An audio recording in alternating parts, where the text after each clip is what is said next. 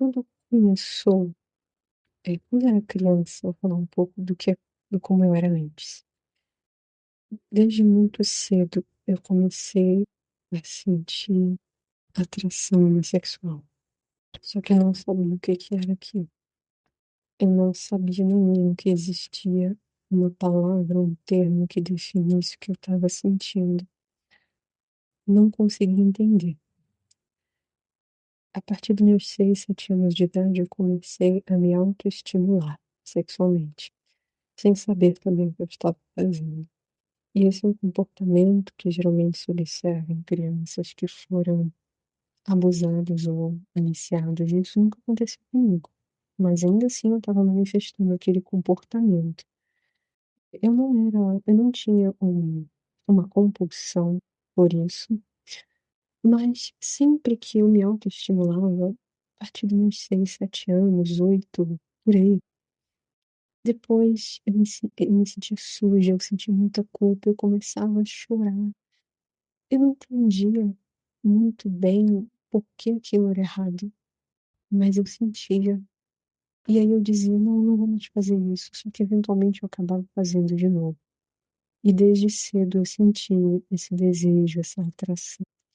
Eu, manifestei essa tendência, talvez não foi de forma óbvia para as pessoas, mas dentro de mim, estava vivendo aquele conflito, aquele dilema, sem entender nada, na ignorância de uma criança.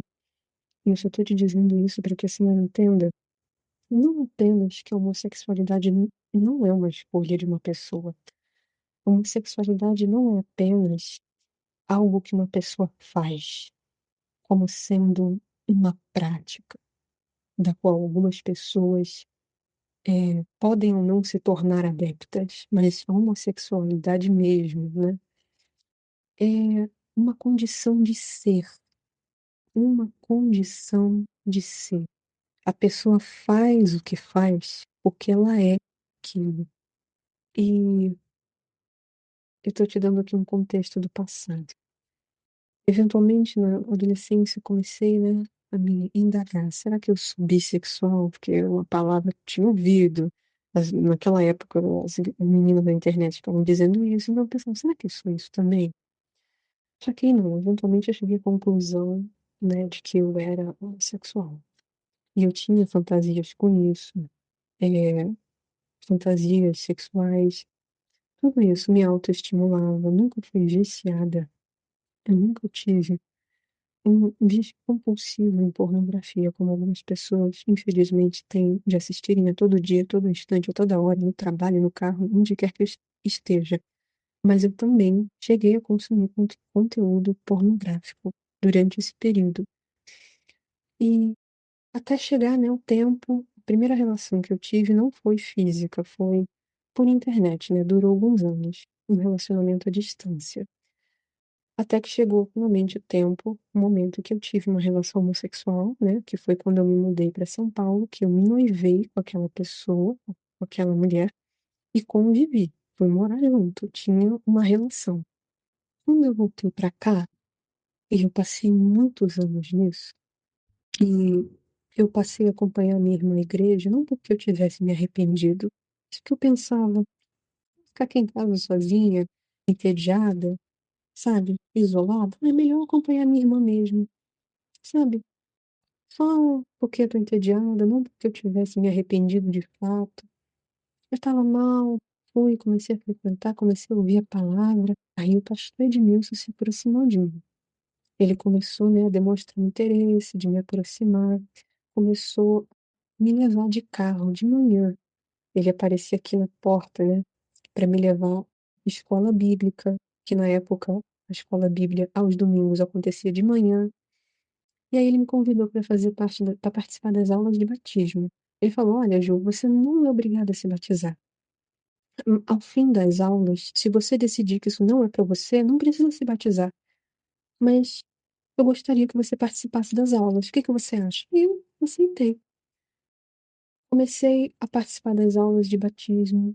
Aquilo ali, a palavra de Deus, do jeito que estava sendo exposta, o evangelho, né, não apenas uma historinha de 100 desprezar, desdenhar da palavra de Deus e do trabalho de muitas mulheres de Deus no ministério infantil.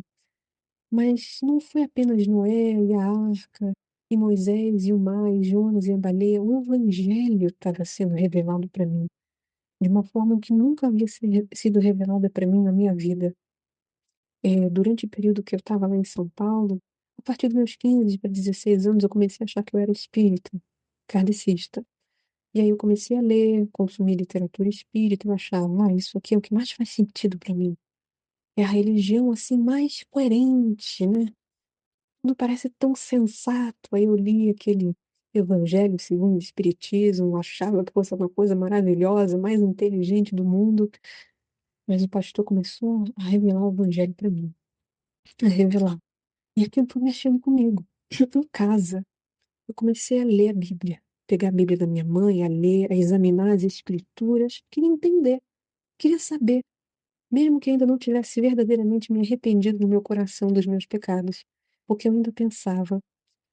Deus foi, né, me confrontando na sua palavra, que a palavra é a luz que tudo manifesta, manifesta todas as coisas que são reprovadas pela luz. Então eu fui sendo confrontada. Só que eu ainda não entendi que mal eu estou fazendo, ou que mal eu fiz, que problema há em amar uma pessoa. Eu não estou matando ninguém, eu não estou cometendo nenhum mal. Tudo mentira, porque no meu coração eu já estava fazendo tudo aquilo, matando as pessoas, sentia um ódio homicida. E isso me faz lembrar das palavras de Jesus, né, quando ele disse àqueles judeus: "Vós sois filhos do vosso pai, o diabo, e quereis realizar os desejos do vosso pai. Ele é mentiroso e homicida desde o princípio". Então, ainda que na minha vida as minhas mãos físicas nunca tenham derramado sangue inocente, no meu coração eu já senti ódio, ódio homicida, perverso, cruel de certas pessoas, a ponto de querer matar. E não apenas isso, mas já adulterei muitas vezes no meu coração, porque Jesus disse: "Todo aquele que olhar para uma mulher com uma intenção impura, não é que ele poderá vir a cometer um adultério, ele, na verdade, só de olhar com intenção impura, já cometeu no seu coração". Então o Espírito Santo foi me convencendo do pecado, da justiça, do juízo de Deus. Ele foi me revelando todos os pecados do meu coração. Sabe, só que a princípio, no começo, eu pensava assim, no começo eu pensava: "Bom, até aqui na minha vida eu só fiz coisa errada, só pequei contra Deus, mas agora eu vou ser diferente, eu vou fazer certo". Então eu tinha aquela crença equivocada de que eu poderia ser justificada pelas obras da lei, né, o que é mentira, porque está escrito na Bíblia que o pecado, ele só pode ser expiado pelo derramamento de sangue. Não pelas obras da lei, mas a princípio eu tinha essa crença equivocada de que eu poderia me justificar diante de Deus, né, eu não estava confiando em Deus, eu não estava confiando em Jesus para garantir a minha redenção, eu estava confiando na minha própria justiça, no meu senso de justiça, se eu fazer isso ou aquilo, aí eu vou me justificar, que é uma percepção muito espírita, né, de que o homem ele é redimido, através das suas ações, doando para caridade, tudo mais, eu tinha essa crença.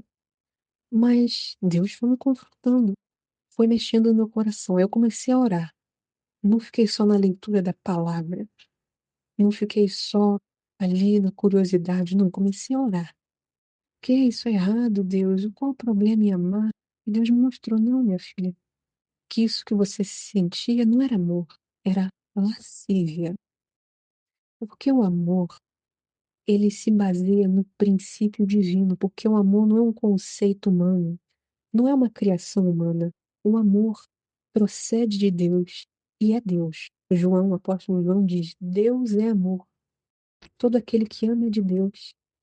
Então o amor não somos nós que definimos o que é o verdadeiro amor, mas sim Deus. E o amor verdadeiro, procedente de Deus, não viola os princípios divinos. Jesus disse: "No princípio da criação, Deus os fez homem e mulher". Então Deus foi revelando tudo isso para mim. Mostrou que você sentia não era amor, chame de apego e lascívia, mas amor não. Eu havia corrompido, né, a verdadeira definição de amor, distorcido aquilo dentro de mim. Isso é uma forma de se autojustificar, né, de você não se sentir tão culpado com relação ao seu pecado. E era exatamente o que eu fazia, mas Deus me revelou a verdade ali, foi me confrontando. E quando que tudo mudou? Quando que tudo deixou de ser dentro de mim apenas um temor de ir para o inferno, que antes eu pensava assim: "Ah, eu não vou fazer mais isso, eu não vou mais praticar homossexualidade, porque eu não quero ir para o inferno. Eu tenho medo de Deus". E o João Batista disse, né, para aqueles fariseus que tinham ido até ele no Rio Jordão: "Raça de víboras, quem vos ensinou a fugir da ira vindoura?" Tentando fugir da ira de Deus, produze, pois, fruto de arrependimento. O que eu ainda não tinha produzido, sido gerado em mim. O arrependimento era apenas uma culpa hipócrita, cínica. Não vou fazer porque Deus não deixa, porque Deus diz que é errado, mas no fundo eu queria. Só não faço porque Deus não deixa, eu tenho medo de Deus, mas no fundo eu queria isso. Aí um dia, sozinho no quarto, eu estava ouvindo louvor, né? Aí começou a tocar um louvor da Fernanda Brum que se chama Suas Digitais. E aquele louvor me emocionou, me levou a orar.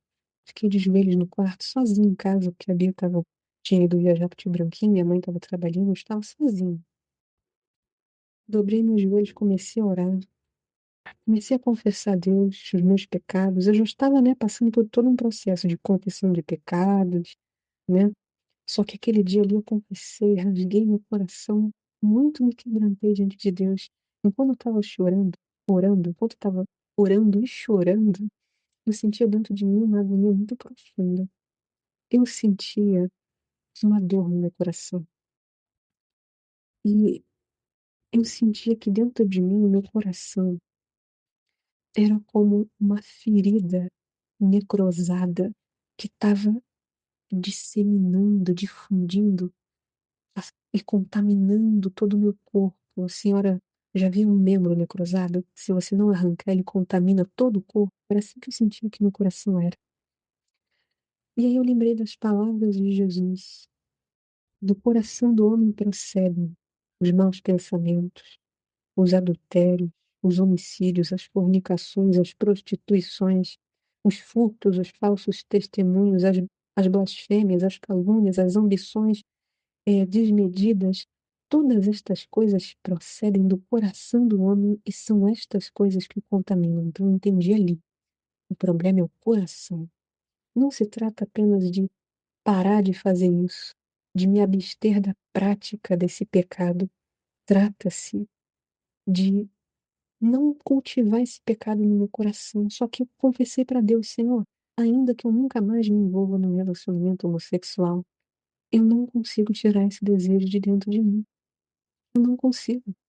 Eu confessei para Deus: "Senhor, eu não consigo". Aquilo estava entranhado em mim, de forma que se era uma parte constituinte do meu ser. Eu era o meu pecado, sabe. Tanto que o meu pecado era o emblema da minha identidade, porque todo homossexual ele não diz: "Eu apenas pratico" ou "Eu sou adepto da homossexualidade", ele se declara como sendo: "Não, eu sou homossexual". Essa é a minha identidade. Meu pecado era a minha identidade. Então eu confessei para Deus, porque eu entendi que Deus ele não julga apenas as nossas ações e a nossa conduta, mas e sim o nosso coração. Ele sonda os corações. Aí eu falei: "O que que adianta eu nunca mais fazer isso? Se o Senhor sabe que toda essa imundícia, que toda essa sujeira está dentro de mim, e eu não consigo parar". Naquele momento eu percebi que eu era uma escrava. Eu percebi, porque eu falei para Deus: "Eu quero que isso saia de mim, eu quero parar, mas eu não consigo, meu Deus, eu não consigo deixar de sentir isso". E eu entendi naquele momento que se Deus me matasse, se Ele tirasse a minha vida ali e me lançasse no inferno, Ele não estaria sendo cruel, como eu estava pensando antes, né, enxergando Ele como um juiz cruel, tirano. Não, Ele estaria apenas me julgando conforme a verdade, conforme a retidão, a justiça. Porque que comunhão pode haver entre a justiça e a iniquidade? Entre a luz e as trevas? Entre a pureza e a impureza? Entre o bem e o mal? Então eu percebi ali naquele momento, se Deus me tirasse minha vida e me lançasse no inferno, ele estaria sendo apenas justo, me condenando por aquilo que os meus pecados mereciam. Quando eu digo os meus pecados, não me refiro apenas à prática, mas ao coração, às impurezas e perversidades do coração. Então, naquela oração que muito me quebrantei diante de Deus, chorando, sentindo uma dor, teve um momento que eu ouvi dentro de mim como se minha alma estivesse gemendo dentro de mim, gemendo de dor. E eu sabia que não era digno da misericórdia de Deus. Eu não desafiei a Deus dizendo assim: se tu és Deus, então me cura. Não, porque eu sabia que eu não merecia nada que Deus pudesse me oferecer de bom, apenas o juízo, que era isso que eu merecia, a justa condenação dos meus pecados. Mas aí eu lembrei daquele leproso que se prostrou diante de Jesus e ele disse: Senhor, se quiseres, bem podes me tornar limpo. Foi isso que eu disse. Senhor, se tu quiseres, se for, se tão somente for da tua vontade, se o Senhor quiser, se for do teu agrado, eu sei que tu és todo poderoso, Jesus, para me purificar, para me limpar por dentro. E aí, entendendo que a maldade, a perversidade, a impureza, tudo isso procedia do meu coração, eu pedi para Deus, Senhor, me dê um novo coração. Eu lembrei daquele versículo, daquela passagem nas Escrituras, onde Deus promete que vai arrancar o coração de pedra e colocar um coração de carne.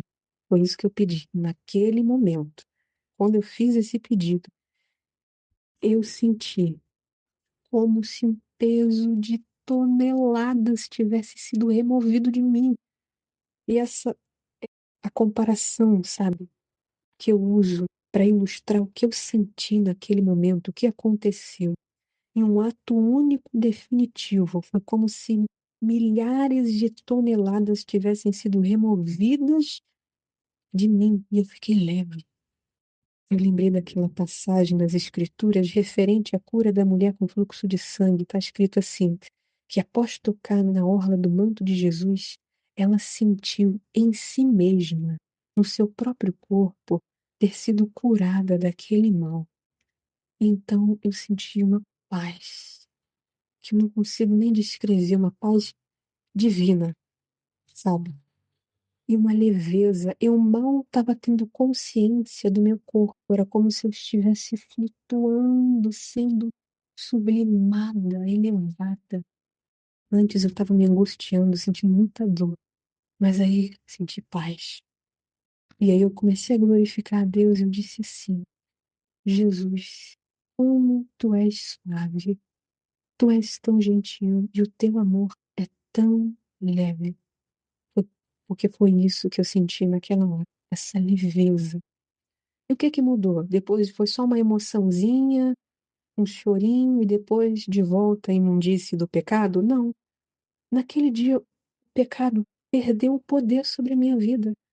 Aquele desejo ao qual eu não conseguia resistir, que inflamava o meu corpo como um fogo do inferno, porque tem o fogo do Espírito Santo e fogo do inferno, né? Que inflama o corpo das pessoas, porque a imoralidade sexual é uma escravidão, à semelhança da escravidão de Faraó, que não quer deixar o povo sair de jeito nenhum, não quer libertar de jeito nenhum.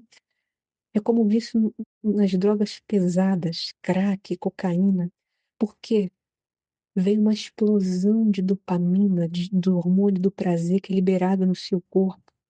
É uma escravidão, um laço de iniquidade na vida da pessoa. E Deus me libertou disso. A partir daí, é uma coisa que eu falei com a minha irmã. Deus, ele mudou as afeições do meu coração, porque antes o meu coração era afeiçoado ardentemente àquele pecado, ao meu pecado.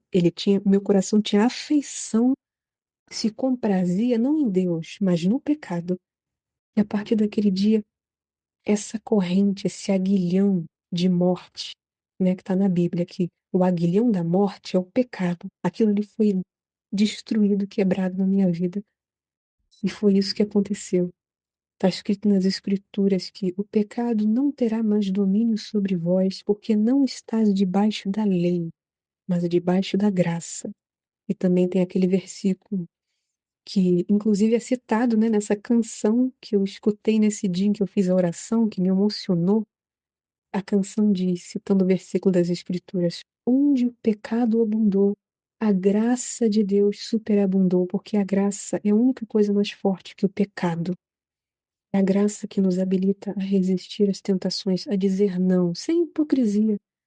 Não é mais uma culpa hipócrita, à semelhança dos fariseus, né, que foram lá no Rio Jordão, onde o João Batista estava batizando. Aí João falou: vocês estão tentando fugir da ira de Deus. Suas víboras produzam fruto de arrependimento, e é diferente o arrependimento da culpa hipócrita. Jesus diz que todo aquele que comete pecado é escravo do pecado. O escravo não permanece na casa para sempre. O filho, sim, permanece para sempre.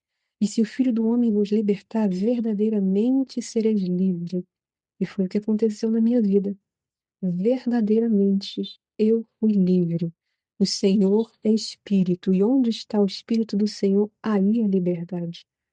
E essa é a liberdade que procede, não é como a liberdade falsa e enganosa do mundo, né? Eu chamava a minha escravidão de liberdade, liberdade de amar, eu dizia.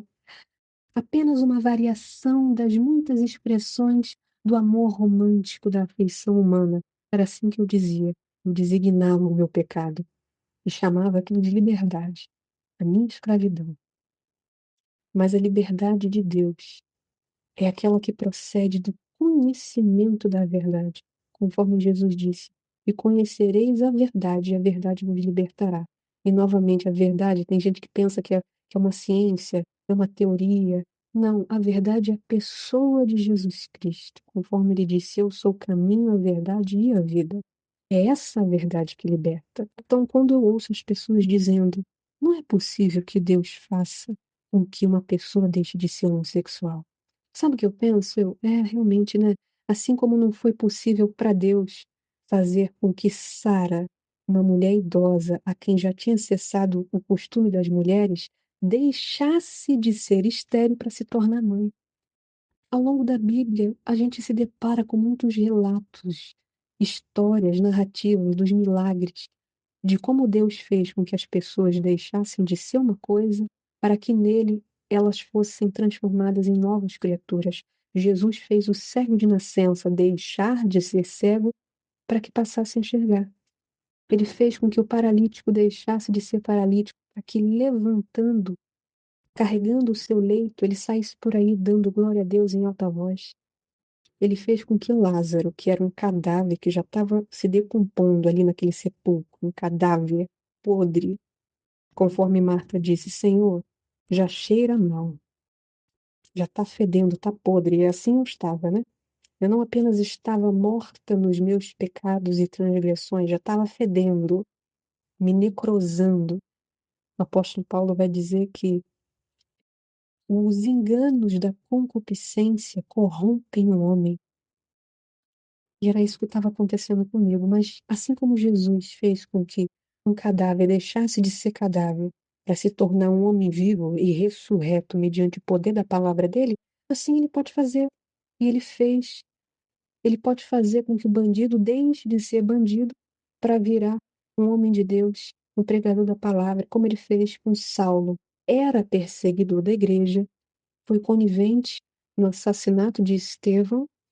Deus fez com que ele deixasse de ser o que era para ser algo novo. E esse é o poder de Deus. Quando os saduceus não criam na ressurreição, Jesus respondeu para eles: errais, por não conhecerdes as Escrituras e nem o poder de Deus. Tem gente que até conhece a Escritura, mas não conhece o poder de Deus. E por isso faz afirmações desse tipo. Ah, Deus não pode fazer com que uma pessoa deixe de ser homossexual ou deixe de ser uma prostituta. Isso foi o que Deus sempre fez. Jacó, né, cujo nome significa enganador, usurpador, ele disse assim para Jacó: "Tu não te chamarás mais Jacó, mas Israel", que significa príncipe de Deus. Para Abraão: "Tu não te chamarás mais Abrão, mas Abraão, porque eu te constituí por pai de muitas nações". Ele fez com que as pessoas deixassem de ser o que era, para que fossem transformadas mediante o poder dele. Já que tem pessoas que têm conhecimento das Escrituras, mas não conhecem o Deus vivo e todo-poderoso. Não. Por isso que Jesus falou acerca dos fariseus: "Vocês examinam as Escrituras, julgando encontrar nela a vida eterna. E são essas Escrituras que dão testemunho de mim, mas vocês não querem vir a mim para ter vida". Então tem gente que está lendo, está lendo, está lendo, sabe a Bíblia de cor e salteado, mas não conhece o poder de Deus. Só que Jesus falou assim: "Graças te dou, Pai, Senhor dos céus e da terra, porque não revelaste estas coisas aos sábios instruídos, mas sim aos pequeninos. Sim, ó Pai, porque assim foi do teu agrado". Deus se revela aos pequeninos, como ele se revelou a Pedro, né? Um iletrado, um ignorante, né? No conceito humano, pescadorzinho, ralé. Mas foi para ele que Jesus disse assim: ó, eu te dou na tua mão, você, seu pescadorzinho, né? Iletrado, eu dou na tua mão as chaves do reino de Deus. Estas coisas Deus revela aos pequeninos, porque isso é um princípio espiritual. Deus concede graça aos humildes, mas resiste, se opõe aos soberbos. Jesus disse que todo aquele que se humilhar vai ser exaltado, mas quem se exaltar vai ser humilhado. Na presença de Deus a gente tem que chegar assim, quebrantamento, confessando: sou um pecador, não mereço nada. Eu sabia que não merecia o perdão de Deus, mas eu sabia que Deus era poderoso, porque eu lembrei daquele leproso. Aí eu falei para Deus: tu podes me purificar, Senhor, se for da tua vontade. Não sou digno do teu perdão, mas ele, né, porque aprove a Deus revelar em mim o seu filho, demonstrar sua misericórdia sobre a minha vida, ele fez, ele decidiu, né? A resposta que eu obtive de Deus foi a mesma resposta que Jesus concedeu àquele leproso: sim, eu quero ser limpo. O que era leproso, impuro, deixou de ser impuro para ser limpo. E esse é o Deus em que a gente crê, o Deus Todo-Poderoso. Tem pessoas que não creem no Deus Todo-Poderoso, creem no Deus mais ou menos poderoso, que é o Deus do tamaninho delas, um Deus pequeno, um Deus que elas contemplam todos os dias no espelho, que não é o verdadeiro Deus, mas um ídolo, um falso Deus, né? Porque o Deus verdadeiro é aquele acerca do qual se afirma nas Escrituras: porventura haveria coisa difícil demais para o Senhor? Quando Jesus disse que dificilmente os ricos herdariam o reino dos céus, os discípulos ficaram perplexos, espantados e perguntaram: bom, sendo assim, quem será salvo? E a resposta de Jesus foi: para os homens isto é impossível, mas impossível dos homens é possível para Deus. De fato, não é possível que um homossexual deixe por si mesmo, mediante os seus próprios esforços, com que ele deixe de ser aquilo que ele é, porque não se trata apenas de uma prática, mas de uma condição de ser. Mas em Cristo nós somos feitos nova criatura. Deus nos refaz, como ele, no princípio da criação, ele fez com que a escuridão do vazio absoluto deixasse de ser escuridão para se converter na claridade, no esplendor da luz, quando ele afirmou que haja luz. Porque esse é o poder de Deus, de transformar as coisas, sabe? E esse é o meu testemunho. E aí a pessoa que talvez ouvir isso pode pensar assim: tá bom, então mas por que Deus não, que Deus fez na sua vida, por que não fez por aquele ali, por aquele fulano ali, ou aqueles outros ali? Aí a gente tem que lembrar daquela pregação de Jesus lá na sinagoga de Nazaré. Ele disse assim: muitas viúvas viviam em Israel durante a época do profeta Elias, quando reinou grande fome na terra e os céus retiveram a chuva. Mas a nenhuma dessas viúvas foi enviado o profeta Elias, senão somente a viúva de Sarepta de Sidom. E, semelhantemente, muitos leprosos viviam em Israel na época do profeta Eliseu, mas nenhum deles foi purificado, senão Naamã, o sírio. E as pessoas que ouviram essa pregação de Jesus ficaram com tanto ódio dele que quiseram, precipitar ele do abismo, né, do precipício ali no qual sobre o qual a cidade era edificada. Quiseram matar Jesus, porque Jesus disse aquilo. Não, não, não é todo mundo não. Como ele já disse, né? Nem todo aquele que me diz Senhor, Senhor, herdará o reino dos céus, mas apenas aquele que fizer a vontade do meu Pai que está nos céus. Então, isso não é uma graça, não que Deus faça acepção de pessoas. Ele concede, ele promete conceder a graça ao humilde, aquele que se quebranta, como o publicano, né, da parábola. Foi orar, o publicano e o fariseu. O fariseu dizia: Eu te dou graças, Senhor, porque eu não sou como os outros homens, né? Ladrões, adúlteros, nem ainda como este publicano aqui, porque eu dou dízimo de tudo quanto tenho, eu jejuo. Um publicano ali de cabeça baixa, constrangido pela consciência dos seus pecados diante de um Deus santo, ele só batia no peito, que o que entre os judeus era um gesto de, de contrição e arrependimento, ele batia no peito clamando: Senhor, seja favorável a mim, que sou pecador.